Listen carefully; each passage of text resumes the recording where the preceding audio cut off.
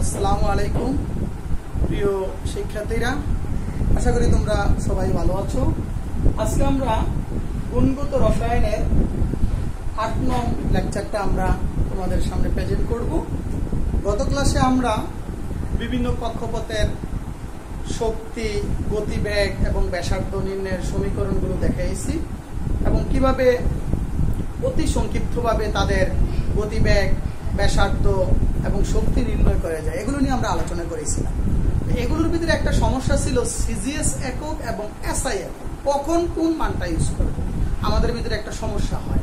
তাই আজকে আমরা চেষ্টা করব এই সমস্যাটা সমাধান করতে। দেখো, আমরা যদি বিভিন্ন এককগুলোর মানগুলো একটু দেখাই, সিজিএস একক এবং এসআই একক। ইলেকট্রনের ভর এটুক 9.10 10 ইনভার্স 28, আর এসআই একক হচ্ছে 9.10 10 ইনভার্স 31 কেজি। প্লাঙ্কের কনস্ট্যান্ট এইচ এর মান 6.626 10 ইনভার্স 27 আর্ক সেকেন্ড, এখানে হচ্ছে 34 জুল সেকেন্ড। ইলেকট্রনের চার্জ 4.8 10 ইনভার্স 10 ইএসইউ, আর হচ্ছে এসআই একক হচ্ছে 1.60 10 ইনভার্স 19 কুলম্ব। বুঝতে পারছো? আচ্ছা, তাহলে আমরা দেখো সিজিএস এককে কিছু সমীকরণ তোমাদের দেখাইছি। এই যে এখানে 3টা সমীকরণ, কেমন? আচ্ছা, বিশেষ করে আমাদের ব্যাসার্ধ আর শক্তি এই দুইটার মধ্যে একটু সমস্যা বেশি হয়। তারপর আমরা একটু দেখাই, যেমন এই যে ব্যাসার্ধ যে সমীকরণটা আমরা বসাইছি, এখান থেকে আমরা সিজিএস, যেটা এটা সিজিএস এককের সমীকরণ, তাই আমরা কি করছি, এই সিজিএস এককের এই মানগুলো এখানে বসাইয়া আমি তোমাদের দেখাইছি আগের ক্লাসে। কত পাইছি? n square by z 5.29 10 inverse 199 centimetre, অর্থাৎ সেন্টিমিটারে আমি মানটা পাবো।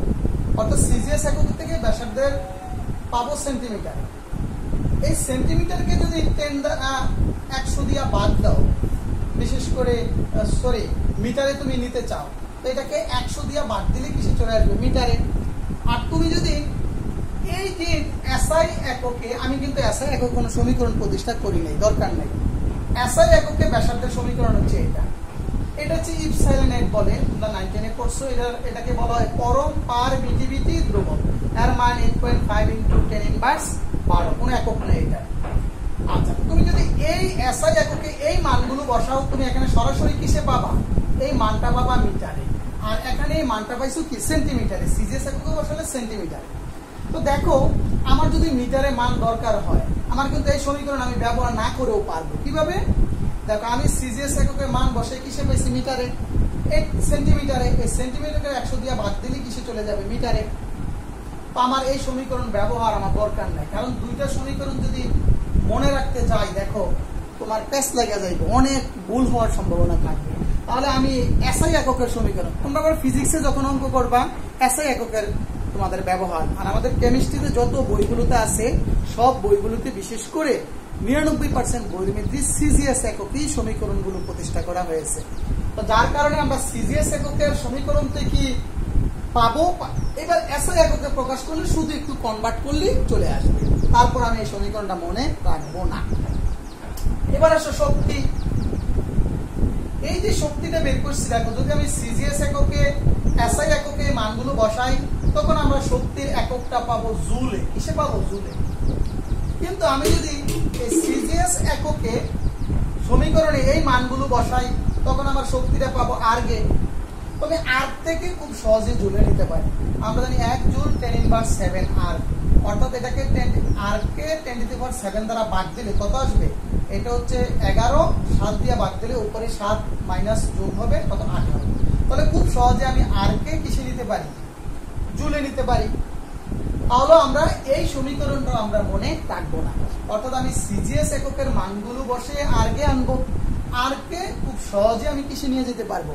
আমি জুলে কনভার্ট করতে পারবো। তাই আমি এই দুইটা সমীকরণ আমরা মাথায় রাখবো না। বুঝতে পারছো?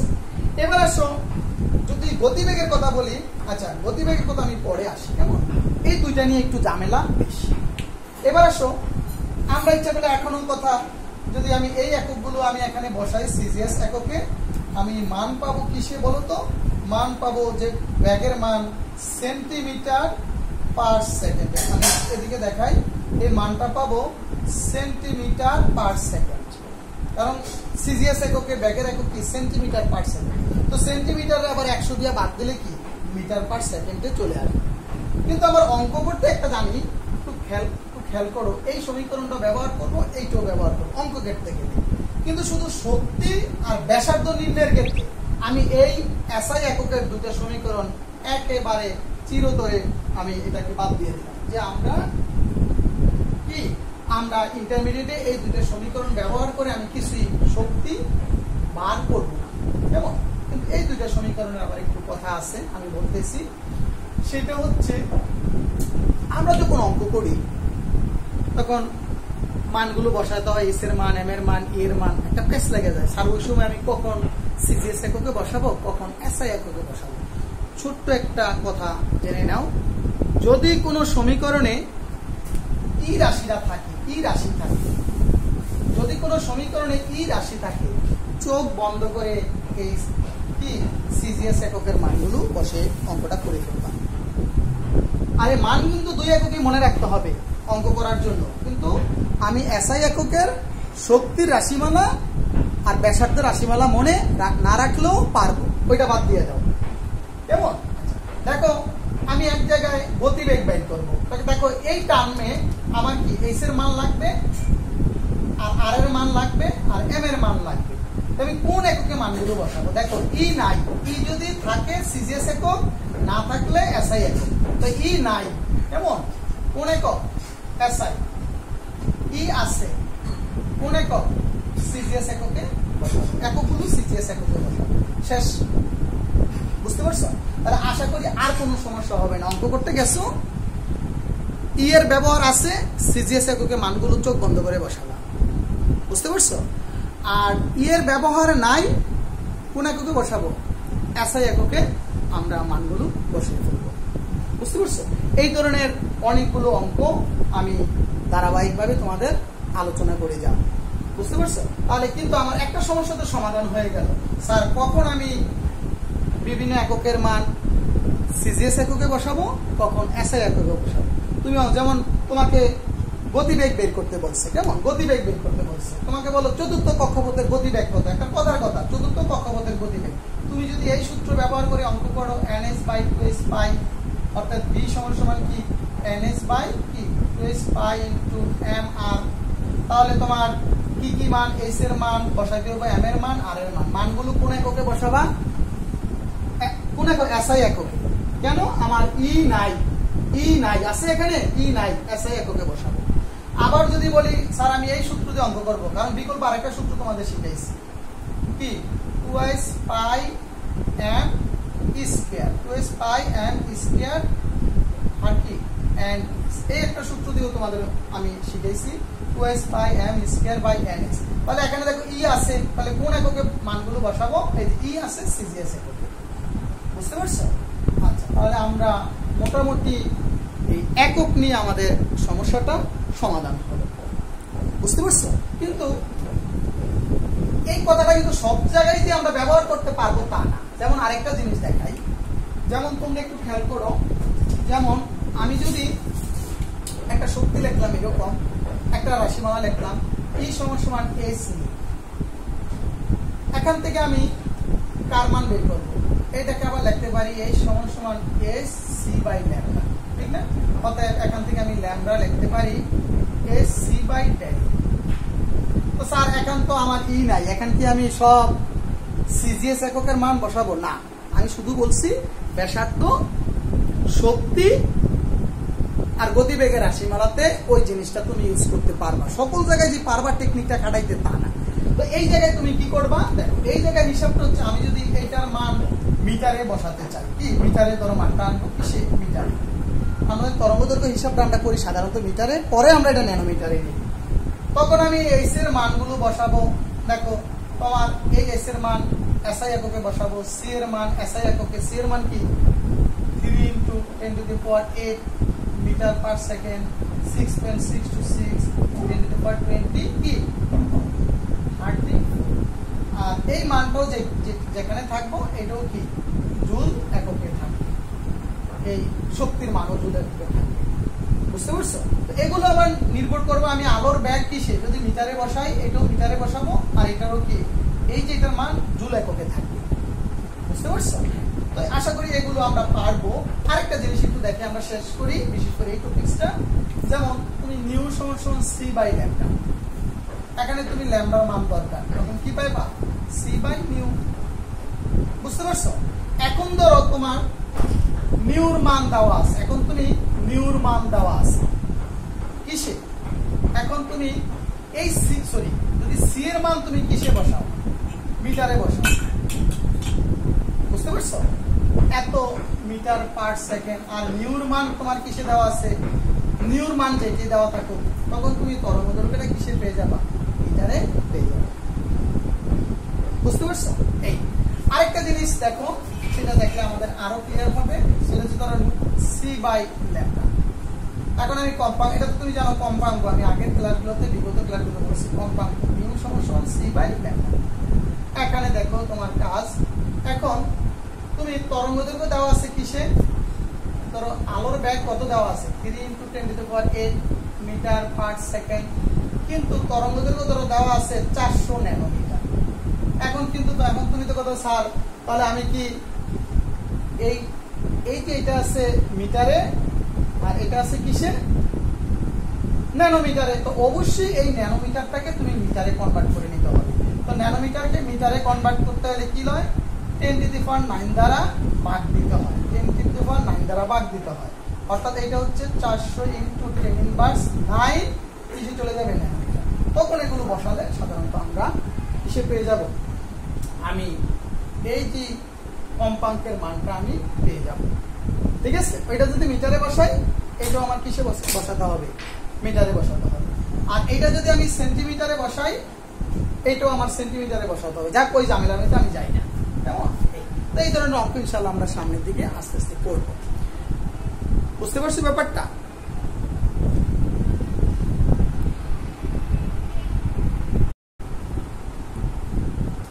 তাহলে দেখো আমরা এই যে সিজিএস এককে এবং এসআই এককের যে সমস্যাগুলো আশা করি সমাধান হবে। অর্থাৎ তুমি একটা অঙ্ক করতে গেছো, একটা সমীকরণ বের করছো, এটা সমীকরণ আসছে, ওখানে যদি ই টার্মটা থাকে তবে সিজিএস এককে বসাবো মানগুলো, আর যদি ই না থাকে তখন আমরা এসআই এককে বসাবো। একেবারে সহজ হিসাব। বুঝতে পারছো? আচ্ছা, তাহলে আমরা এখান থেকে আরো কিছু সম্পর্ক আমরা করব, যে প্রথম কক্ষপথের সাথে এমতম কক্ষপথের, অর্থাৎ এমতম কক্ষপথ মানে যে কোনো কক্ষপথের সাথে প্রথম কক্ষপথের সাথে শক্তির, ব্যাসার্ধের, বেগের যে সম্পর্কগুলো, এই সম্পর্কগুলো আমরা দেখব। তাহলে প্রথমে দেখো এমতম কক্ষপথ ও প্রথম কক্ষপথের ব্যাসার্ধের মধ্যে সম্পর্ক। তাহলে এমতম কক্ষপথের ব্যাসার্ধ Rn, এই সমীকরণ আমরা জানি। প্রথম কক্ষপথের ব্যাসার্ধ n এর জায়গায় 1 বসিয়ে দিব। তারপর অতএব Rn/r1 আমি বসিয়ে মানগুলো দেখো উল্টে দিলাম। তাহলে এটা কাটা গেল, s কাটা, তাহলে কি থাকে Rn/r1/n × n²। তাহলে আমরা একটা সম্পর্ক পেয়ে গেলাম যে প্রথম কক্ষপথের এনতম কক্ষপথের সাথে প্রথম কক্ষপথের শক্তির সম্পর্ক হচ্ছে Rn = r1 × n²।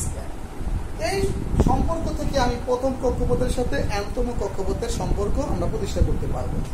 দেখো কিভাবে, আমাকে যদি বলে হাইড্রোজেন পরমাণু চতুর্থ কক্ষপথের ব্যাসার্ধ প্রথম কক্ষপথের কত গুণ, আমরা জানি এই ব্যাসার্ধ যত বাড়বে, n এর মান যত বাড়বে, ব্যাসার্ধ তত বাড়বে। তাহলে চতুর্থ কক্ষপথের ব্যাসার্ধ প্রথম কক্ষপথের থেকে বেশি হবে। কত গুণ বেশি হবে? দেখো সহজ একটা হিসাব, এই যে R4 চতুর্থ কক্ষপথের ব্যাসার্ধ প্রথম কক্ষপথের কত গুণ, n এর মান 4² করলে কত হয় 16 গুণ।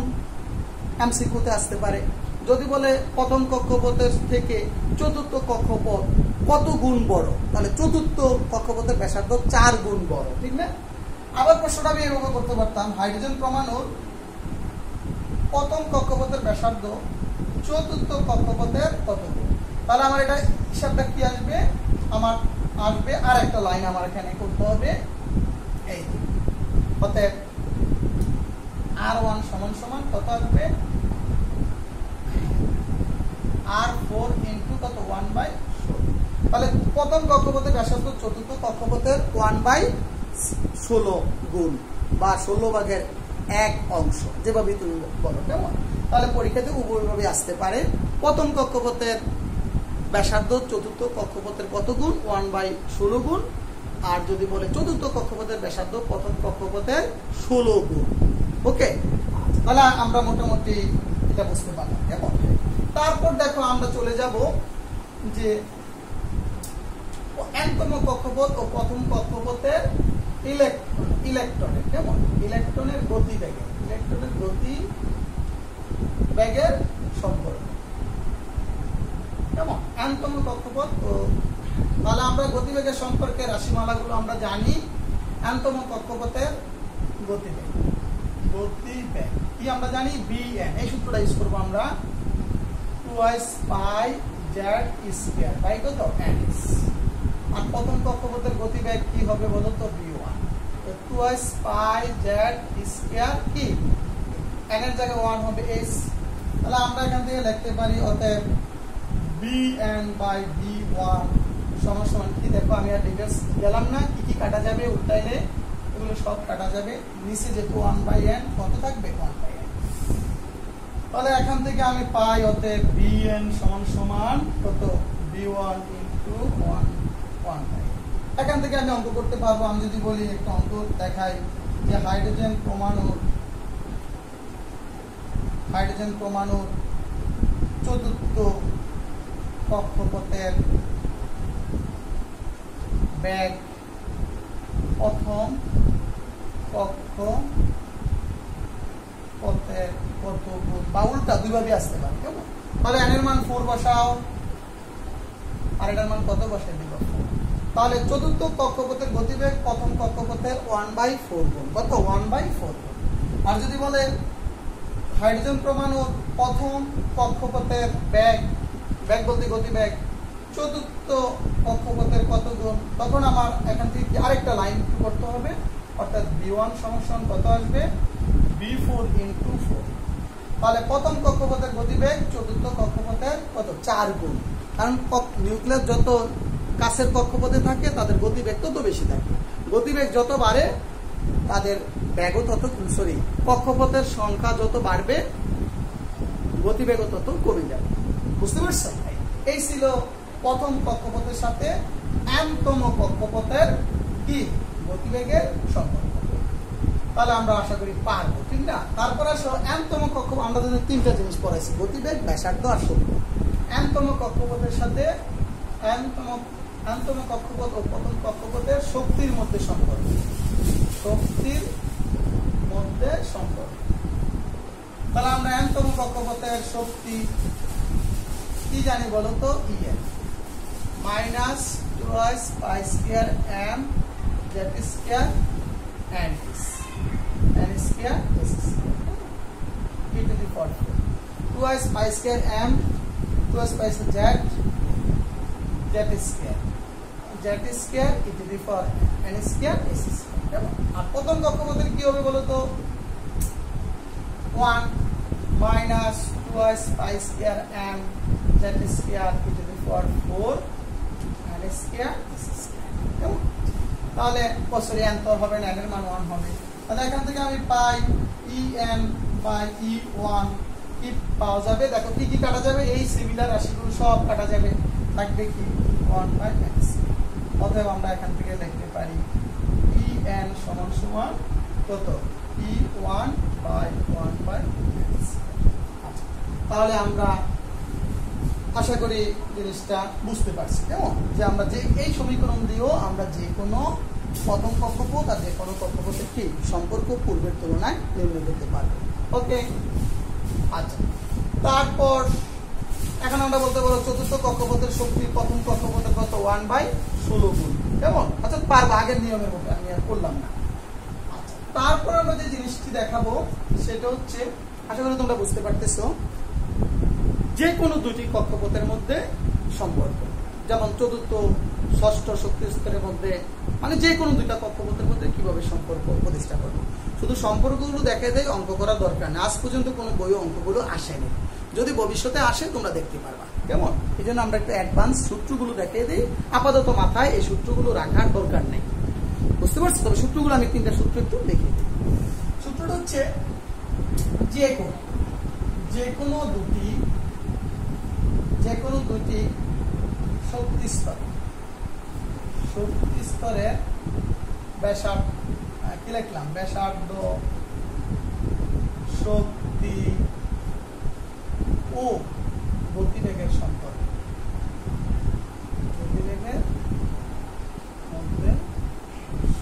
আমি আর ডিটেলস দেখাইলাম না, শুধু তিনটা সূত্র দেখিয়ে দিই। কেমন? প্রথম দেখো আমরা জানি Rn1 Rn, কেমন? সূত্রটা হচ্ছে n1 whole square n2 whole square, এই একটা সম্পর্ক। কেমন? 2 নম্বর সম্পর্ক হচ্ছে এটা হচ্ছে ব্যাসার্ধের সাথে শক্তি স্তরের সম্পর্ক। কেমন? যে কোনো দুইটা সাথে En1 whole square En1 En, এটা হচ্ছে n2 হোল স্কয়ার n1, আরেকটা হচ্ছে b এর সাথে bn1 bn2। কেমন? ওটা হচ্ছে n2 বাই n1। ঠিক আছে, এই ছিল তাদের মধ্যে যে সম্পর্কগুলো। দেখো bn n2 n1 শক্তির সম্পর্ক n1 টু হোল স্কয়ার। হ্যাঁ ঠিক আছে মোটামুটি। আচ্ছা, তাহলে আমরা আরেকটা জিনিস একটু এখান থেকে কি জানবো, অর্থাৎ এই যে আমি কয়টা সমীকরণ দেখালাম তোমাদের, আপাতত এগুলোর অঙ্ক আমাদের কোনো বইয়ের ভিতরে নাই। ভবিষ্যতে যদি নতুন এডিশনের কোনো বই আসলে তোমরা করতে পারবে। তাহলে কি, যে কোনো দুইটা কক্ষপথ, যে কোনো দুইটা কক্ষপথ, যদি একটা কক্ষপথের শক্তি দেওয়া থাকে আমরা ঠিক আরেকটা কক্ষপথের শক্তি আমরা বের করতে পারবো n1 n2 দিয়ে। ঠিক আছে, ওকে। তারপর আমরা মোটামুটি এই সূত্রের ঝামেলা শেষ হলো, বিশেষ করে বোর এবং রাদারফোর্ড মডেল। আরো টুকটাক যেগুলো আসে আমরা সাথে সাথে সূত্র প্রতিষ্ঠা করে অঙ্ক করে ফেলবো। যেমন আমরা নেক্সট ক্লাসে ডি ব্রগলির সমীকরণ প্রতিষ্ঠা করব, সাথে সাথে 3টা অঙ্ক করবো, ডি ব্রগলির সমীকরণের 4টা অঙ্ক করবো, ছোট ছোট অঙ্ক এমসি করবো। আর এগুলো তো সৃজনশীলের আসে। দেখো এখান থেকে কিভাবে সৃজনশীলের অঙ্ক আসবে বা কি ধরনের অঙ্ক আসতে পারে আমরা এই টোটালি টপিক্সটা থেকে একটু আলোচনা করবো, উদ্দীপক আকারে দেখা। দেখো ধরো একটা উদ্দীপক দিলাম, আমরা একটা উদ্দীপক দিয়ে অনেকগুলো অঙ্ক করে দিই।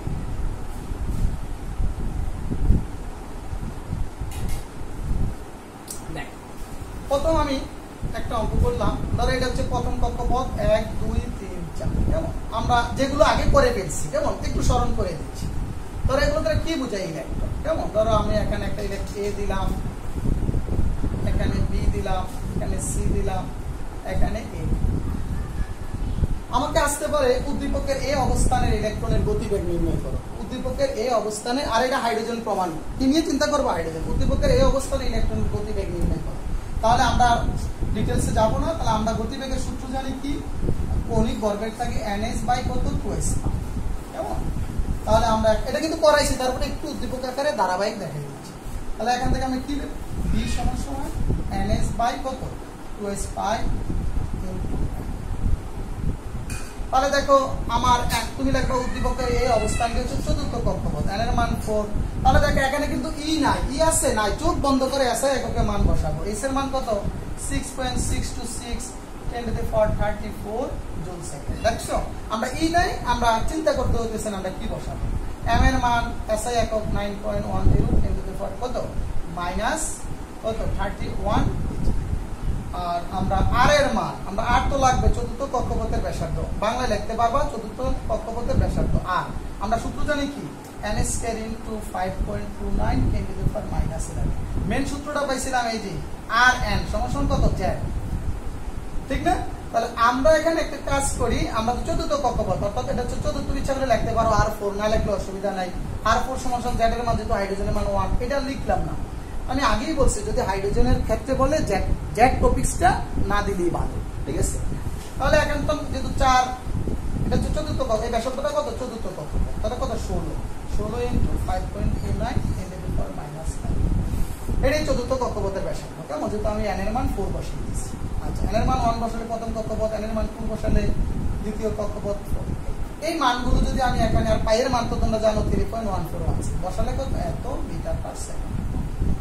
আবার কেউ যদি বলে না স্যার আমি তো আরেকটা সমীকরণ করছিলাম, bm সমান সমান 2s pi z square by s। কেমন? তাহলে এটা z এর মান 1 ধরে করতে। দেখো এই সূত্রটা যেহেতু আমার ব্যাসার্ধ কিন্তু দেওয়া নেই, তুমি এই সূত্র ব্যবহার করে অঙ্কটা করতে পারবা। তবে সবগুলো মান সিজিএস এককে বসাবো। যেহেতু হাইড্রোজেন পরমাণু, কিছু বলা না থাকলে মনে করবে এটা হাইড্রোজেন পরমাণু। ঠিক আছে, যদি বলা থাকে এটা হাইড্রোজেন পরমাণু, z এর মান 1। তাহলে এখানে সব সিজিএস এককে বসে মানটা আসবে কি সেন্টিমিটারে। সেন্টিমিটারকে মিটারে নিতে হলে কি করতে হয়, 100 দিয়া ভাগ দিলে তুমি মিটারে চলে আসবে, তাহলে একই অঙ্ক তুমি করো। বুঝতে পারছো? তাহলে গতিবেগের জন্য আমি এই সূত্রটা পেপার করব। দেখো ব্যাসার্ধ দেওয়া নাই, আমি কিন্তু একান্তন ব্যাসার্ধটা বের করে ফেলছি। ব্যাসার্ধ বাইর করতে তার জটিল কিছু না। কিন্তু এখানে যদি তাহলে এই অঙ্কটা এই সূত্র দিয়েও করতে পারো, এই সূত্র দিয়েও করতে পারো। কিন্তু তোমাকে যদি এখানে ব্যাসার্ধটা দিয়ে দেওয়া থাকতো, ধরো এখানে ব্যাসার্ধ দিয়ে দিচ্ছি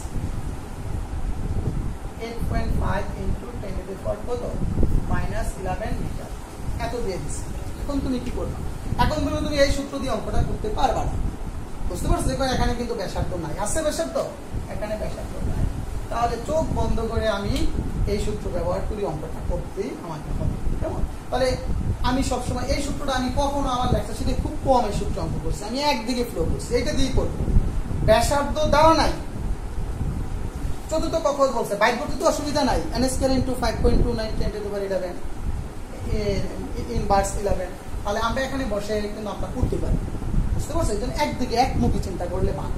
ওকে, এখন এখান থেকে আমরা কি করতে পারবো, তাহলে যদি গতিবেগ বের করতে পারবো। আবার এখান থেকে যদি ধরো কি দেওয়া আছে, গতিবেগটা দেওয়া আছে, যেমন এখানে একটা গতিবেগ দেওয়া আছে v = 5.45 ইন্টু 10⁻5, কেমন? এই দেওয়া আছে, এখন মিটার পার সেকেন্ড এত দেওয়া আছে। এখন তোমাকে বললো যে উদ্দীপকের আর কি দেওয়া আছে, বি দেওয়া আছে। এই চতুর্থ কক্ষপথে এই অবস্থানে যে ইলেকট্রনটা আছে তার কক্ষপথের ব্যাসার্ধ নির্ণয় করো। তাহলে আমরা পারবো না এখানে ব্যাসার্ধ নির্ণয় করতে, তাহলে mvr = ns/2s π, কেমন? অর্থাৎ এখানে আমি r এর মানটা খুব সহজেই বের করতে পারবো, ns/2s π ইনটু m। v এর মান বসাবো, m এর মান বসাবো, আমি পেয়ে যাবো।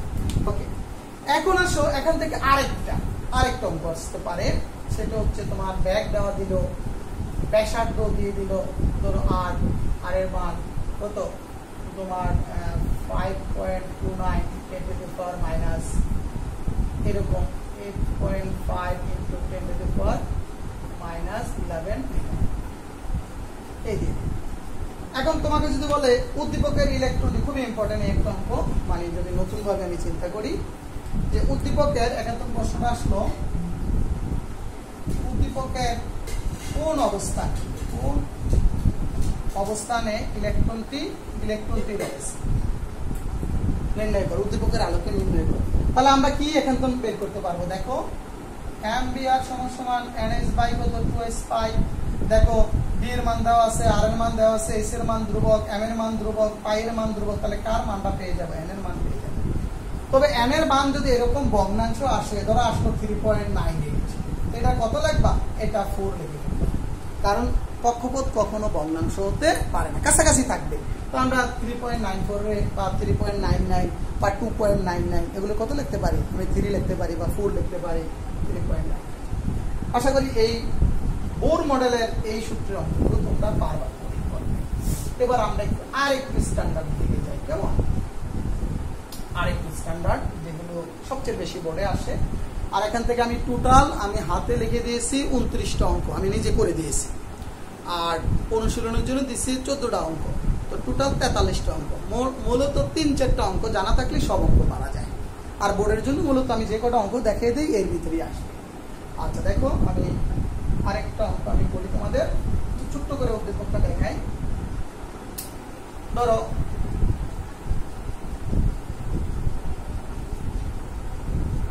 কেমন, এটা হচ্ছে নিউক্লিয়াস, কেমন? এটা হচ্ছে নিউক্লিয়াস, প্রথম কক্ষপথ 1 2 3 4। ধরো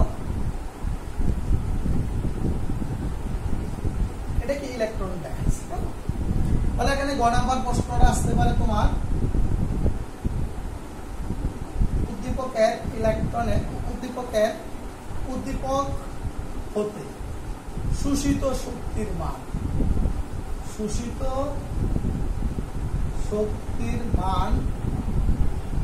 নির্ণয় করে, উদ্দীপক হতে শোষিত শক্তির মান নির্ণয় করে উহার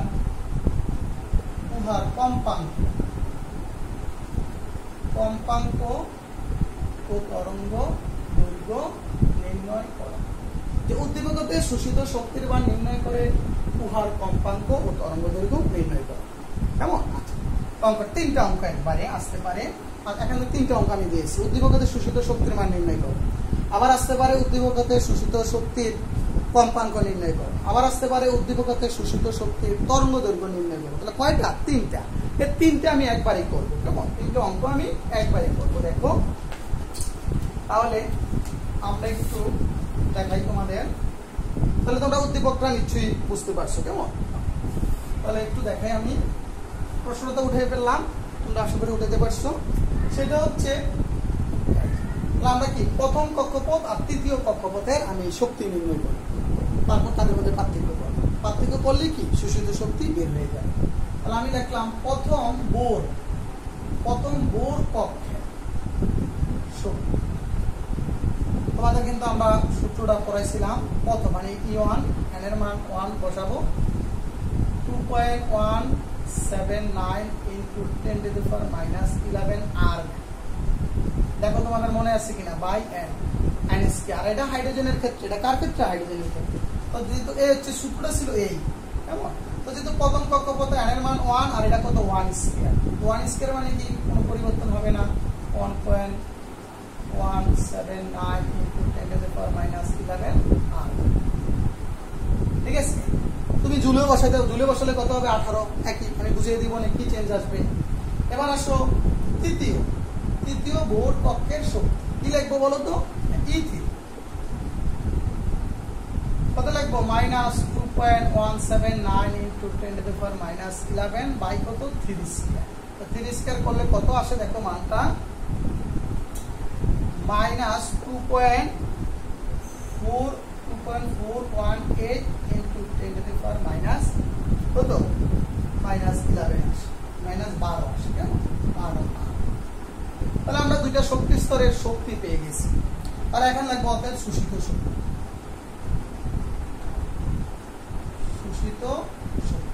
শোষিত শক্তি কি? ডেলি। তো ডেলি সমান সমান কত? E3 minus E1। এখন তোমরা বলো স্যার আমরা না বলছিলাম ডেলি সমান সমান বলছেন E2 minus E1, যে একই কথা। দেখো আমরা কখনো এই E2 মানে দ্বিতীয় কক্ষপথের শক্তি না, E1 মানে প্রথম কক্ষপথের শক্তি না। এটা হচ্ছে উচ্চতর কক্ষপথের শক্তি, এটা হচ্ছে নিম্ন কক্ষপথের শক্তি। তুমি ইচ্ছা করলে E3 রে E2 লিখতে পারো আর এটা E1 লিখতে পারো, অসুবিধা নেই। যদি বলে ষষ্ঠ শক্তি স্তর, দেখো E6 আর E7 এর মধ্যে, ধরো E5 এর মধ্যে সম্পর্ক E5, তো তুমি এইটাকে লিখতে পারো E2, এটাকে লিখতে পারো E1, একই কথা। মানে এখানে E1 বুঝাইছি উচ্চতর কক্ষপথের শক্তি আর E1 বলছে নিম্ন কক্ষপথের শক্তি। কখনো আমি বলি না এটা প্রথম আর দ্বিতীয় কক্ষপথের শক্তি।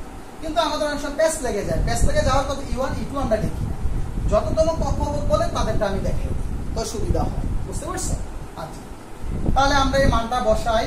তাহলে আমরা E2 মানে উচ্চতর কক্ষপথ মানে তৃতীয় কক্ষপথের শক্তি -2.418। তারপর আমরা মাইনাসে মাইনাসে পেয়ে যাবে, প্লাস হয়ে যাবে কত? 2.179 into 10 to the power minus 11। কেমন? এত কি? এত আর। তাহলে এটাকে যদি আমরা বিয়োগ করি মানটা আসে 1.934 into 10 to the power কত? 11। কেমন?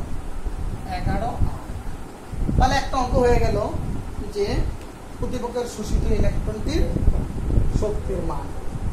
বুঝতে পারছো? এখন কেউ যদি বলে স্যার আমি এটা জুলে বসাবো, তো এখানে 18 বসালে জুল আসবে, এখানে একটা জুল, কোনো অসুবিধা নেই, তোমার ইচ্ছা যেভাবে মনে হচ্ছে সেভাবেই করো। আচ্ছা, তাহলে প্রথম অংশটা অঙ্ক আমার হয়ে গেল। কেমন? আচ্ছা, এবার আসো আমরা যে কাজটা করব সেটা হচ্ছে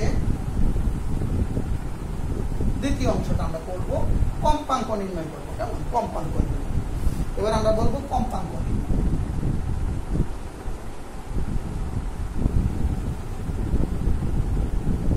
আমরা কি পেয়ে গেলাম? ডেলির মান, শক্তির মান পেয়ে গেলাম। তা আমরা কিন্তু জানি ডেলি সমান সমান কি? h new. ওই যে E2 minus E1 বা E3 minus E1 এর পার্থক্যই তো h নিউ। আচ্ছা, এখান থেকে আমি লিখতে পারি আমার কার মান বের করব? কম্পাঙ্ক, অর্থাৎ নিউ সমান সমান কি? ডেলি বাই h। বুঝতে পারছো? এখন আসো আমরা ডেলির মান পেয়ে গেছি কত? মুছে ফেললাম। হ্যাঁ, 1.934 into 10 to the power minus 11 আর। আচ্ছা, তাহলে এস এর মান আমার লাগবে কম্পাঙ্ক বাই এটা হচ্ছে কি কম্পাঙ্ক নিউ কম্পাঙ্ক। এখন কোন এককে মানটা বসাবো দেখো এইটা যেহেতু আর এস এর মানও কিসে বসাবো আর কে বসাবো 6.626 10 টু দি পাওয়ার কত 27 আর সেকেন্ড। তাহলে এই মানগুলো বসাবো আমরা কত ড্যাবির মান 1.934 ইনটু 10 ইনভার্স 11 বাই কত 6.626 10 টু দি পাওয়ার 27। আচ্ছা এগুলো বসালে আমার যে মানটা পাবো মানটা হচ্ছে 2.91 কত ইনটু 10 টু দি পাওয়ার এককটা কি আমরা জানি কম্পাঙ্কের একক হার্টজ। ঠিক আছে কম্পাঙ্কের একক হচ্ছে হার্টজ। তাহলে আমরা পেয়ে গেলাম কম্পাঙ্কের মান। তাহলে আরেকটা অঙ্ক হয়ে গেল। তাহলে কি আমরা কম্পাঙ্ক পেয়ে গেলাম কত। হ্যাঁ দেখো যদি তুমি এইটা জুলে বসাইতা তখন কিন্তু এস এর মান জুলেরটা লিখতাম। যেহেতু আমি শক্তি বের করছি আর কে এস এর মানও বসাবো আর কে। এই সামান্য কিছু তোমার যে কনভার্ট এটা তুমি এমনি দেখলেই বুঝতে পারবা কখন কি করো, এগুলো দেখলেই আস্তে আস্তে হয়ে যায়। এরপর আমি করবো কি এরপর আমি দেখাবো তোমাদের কি তরঙ্গ দৈর্ঘ্য, ঠিক না তরঙ্গ দৈর্ঘ্য আচ্ছা তাহলে তরঙ্গ দৈর্ঘ্য নির্ণয় কি আমরা জানি নিউ সমান সমান সি বাই ল্যাম্ডা, অতএব ল্যাম্ডা সমান সমান সি বাই নিউ। একটু আগে এখন আমরা আলোর বেগ আমরা জানি, ঠিক না আলোর বেগ কত আলোর বেগ হচ্ছে আমরা সি সমান সমান 3 into 10 to the power 8 metre per second আর সেন্টিমিটার হলে 10 সেন্টিমিটার পার সেকেন্ড আমি মিটারে বসাবো। আচ্ছা তাহলে 3 ইনটু 10 টু দি পাওয়ার কত 8 আর একটু আগে নিউর মান আমরা পেয়ে গেছি কত 2.91 10 টু দি পাওয়ার 15 হার্টজ। ঠিক আছে তো এই মানটা আমি বসাবো এখানে 2.91 10 টু দি পাওয়ার কত 15 বসালে আমরা মানটা পেয়ে যাব কত মিটারে মানটা পাবো কত 1.06 10 টু দি পাওয়ার -7 মিটার। যদি এটা সেন্টিমিটারে বসাইতাম পাইতাম সেন্টিমিটারে। আমরা সেন্টিমিটার কেন বসাবো আমরা জানি আলোর বেগ মিটারে বসালে তো ভালো। এটার মধ্যে অ্যান্সার থেকে হয়ে যাবে, বুঝতে পারছো। আর কিন্তু আমরা জানি এই তরঙ্গদৈর্ঘ্য তো অনেক ক্ষুদ্র, এদের মানগুলো মিটারে ন্যানোমিটারে প্রকাশ করাই ভালো। ঠিক আছে ক্ষুদ্র জিনিসের মান ক্ষুদ্রভাবে প্রকাশ করাই ভালো, বুঝতে পারছো। যেমন আমাকে যদি বলে এক জায়গায় 5 সেন্টিমিটারের একটা দূরত্ব মাত্র 5 সেন্টিমিটার, তুমি কিন্তু এটারে কিলোমিটারও প্রকাশ করে তুমি করতে পারো, বুঝো নাই তুমি এটা মাইলও প্রকাশ করে করতে পারো। ক্ষুদ্র জিনিসের এককগুলো ক্ষুদ্র এককে নির্ণয় করাই ভালো। যেমন আমি চাল কিনতে যাবো আজকে বাজার থেকে 20 কেজি চাল কিনছি, ঠিক না আমি কেউ যে বলে কত কেজি চাল 20 কেজি আমি এটা কিন্তু মিলিগ্রামে কনভার্ট করে বলতে পারবো, হবে না হবে তো 1 কেজির জায়গায় আমি কত বললাম এটা মিলিগ্রামে বলে কনভার্ট করে নিয়ে গেলাম, কিন্তু এটা শুনতে ভালো লাগবে না বিষয়টা। এই কারণে যেহেতু ন্যানোমিটার যিনি তরঙ্গ দৈর্ঘ্যের এককগুলো সাধারণত একটা ক্ষুদ্র এককে প্রকাশ করে, বেশিরভাগ ক্ষেত্রে ন্যানোমিটারে প্রকাশ করে বা অ্যাংস্ট্রমে প্রকাশ করে, আমরা ন্যানোমিটার হিসাব করব। কিন্তু এই এককে লেখলেও কিন্তু উত্তর হবে, কি উত্তর হবে, অসুবিধা নাই। তাহলে এটাকে যদি আমি ন্যানোমিটারে নেই 1.60 ইনটু 10 টু দি পাওয়ার 7 কতটা গুণ দিব 10 টু দি পাওয়ার 9 দ্বারা। আমরা জানি 1 মিটার সমান সমান 10 টু দি পাওয়ার 9 ন্যানোমিটার। কিন্তু এখানেও রেজাল্ট দিলে হবে, অসুবিধা নেই। এটা কত হচ্ছে 106 কত 106 ন্যানো। আশা করি তোমরা বুঝতে পারছো। কিন্তু কারো ঝামেলা হইলে এই জায়গায় অ্যান্সার দিও মিটার দিয়ে, কোনো সমস্যা না। কিন্তু যে খাতাটা দেখবে সে একটু মাইন্ড করবে যেটা মিটারে লেখছে কিনা, ন্যানোমিটারে একটু প্রকাশ করা ভালো। আর যদি অ্যাংস্ট্রমে হইতো এই দেখো যদি এটা অ্যাংস্ট্রমে হইতো কতটা গুণ দিতাম 10 টু দি পাওয়ার 10 দ্বারা, বুঝতে পারছো। তখন কত হইতো আরেকটা শূন্য হইতো, এত অ্যাংস্ট্রম হইতো। কারণ তোমাকে এমন একটা পেস লাগিয়ে দিল উদ্দীপকের ইলেকট্রনটির তরঙ্গ দৈর্ঘ্য অ্যাংস্ট্রমে প্রকাশ করে, ওই সময় তুমি তো একটা ঝামেলা করে যাইবা। আসলে এগুলো তোমরা পারবা, আস্তে আস্তে পারবে। তাহলে হয়ে গেল কেমন। এখন দেখো আমি অনেকগুলো 3টা অঙ্কটা কয়টা পাঠ করলাম 3টা পাঠ করলাম। আচ্ছা তোমাকে যদি অঙ্কটা এইভাবে করতো উদ্দীপকের ইলেকট্রনটির শোষিত শক্তির মান নির্ণয় করো, আমি কি কম্পাঙ্ক বের করার দরকার আছে? নাই। কিভাবে নাই দেখো আমরা একবারে করে ফেলবো।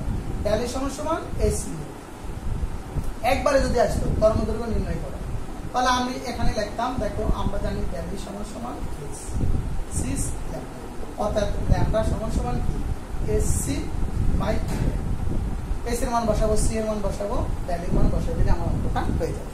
তবে একটু ঝামেলা আছে, কারণ আমি ই এর মান কিসে বসাইছি, এর মান কিন্তু আমি আর্গে বসাইছি, কিসে, আর্গে।